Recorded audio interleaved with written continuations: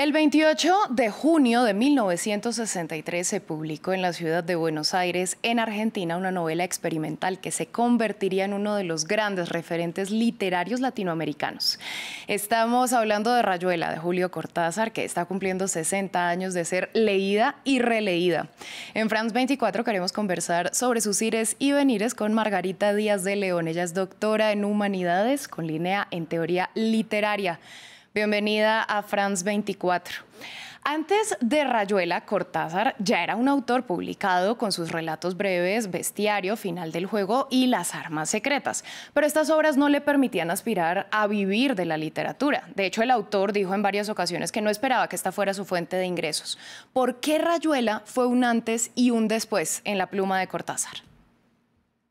Bueno, hola, ¿qué tal? Muchísimas gracias por la invitación. Valentina, buenos días a todo el público. El caso de Cortázar es muy peculiar porque me parece que él viene de los cuentos, viene de la poesía y va a haber un cambio importante en la literatura de Cortázar con su viaje a París cuando él se instala en Europa y empieza pues a mirar la vida de otra manera totalmente distinta, a preguntarse por qué pensamos y por qué sentimos como sentimos, cuál es el peso del pensamiento, cuál es el peso de la emoción.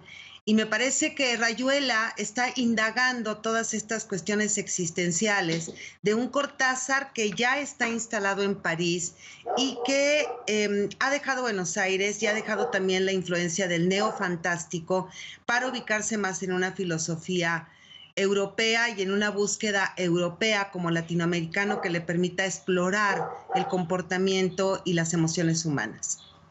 Bueno, Cortázar se declaraba a sí mismo como un indisciplinado. Rayuela, de hecho, fue escrita a retazos y entre tiempos de otros trabajos.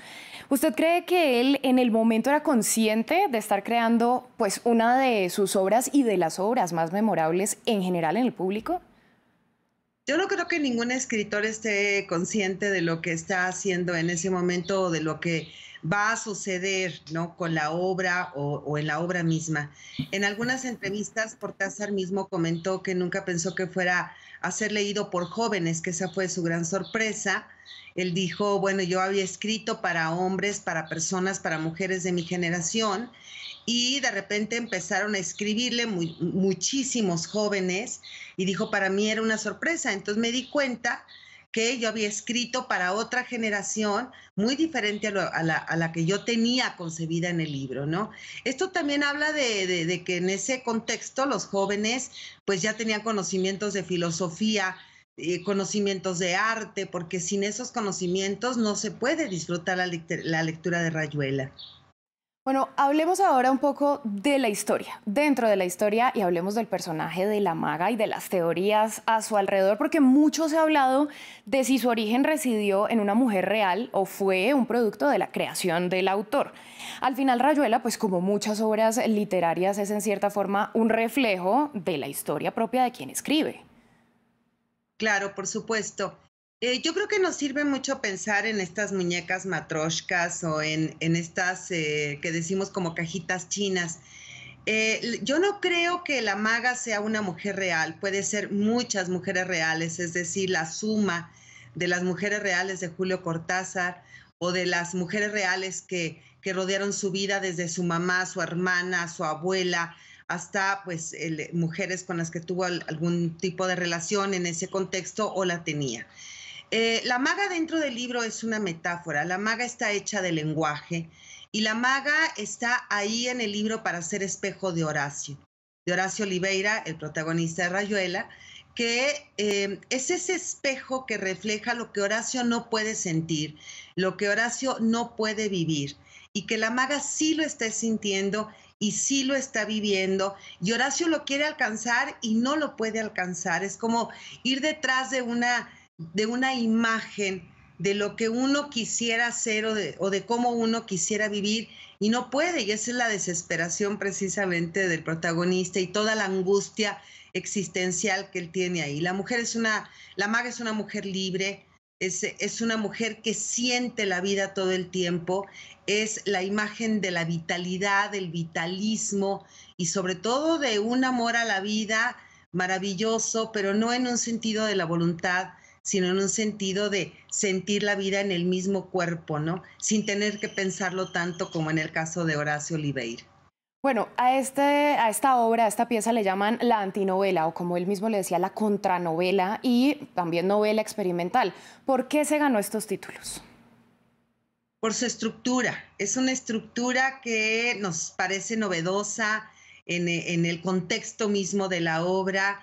Tiene un tablero de dirección, va saltando, ¿no?, de un capítulo a otro sin una secuencia lineal, va introduciendo dos ciudades, París, va introduciendo Buenos Aires, pero de una manera muy distinta porque con París hace toda una especie de geografía de amigos del Club de la Serpiente, una geografía citadina también en el sentido de su relación con la maga, los lugares que visitaban, etcétera. En cambio, en París, en Buenos Aires, en comparación con París, es una ciudad que maltrata a los personajes, es una ciudad donde está el manicomio, donde está el circo, y va saltando de ciudad en ciudad, y va saltando de capítulo en capítulo, y en otros capítulos, que es la tercera parte de la novela aparentemente, donde hay un viejo escritor que a su vez está escribiendo la novela que probablemente escriba Horacio de su estancia en París. Entonces es un juego experimental, como muy bien lo dices, Valentina, en el sentido en el que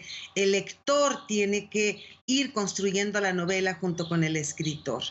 Ese es un lector cómplice, ese es un lector que obviamente va pensando con la novela cómo construir esa novela y cómo leerla. Entonces Cortázar va a revolucionar la literatura latinoamericana y me atrevo a decir que no solo latinoamericana, hace 60 años.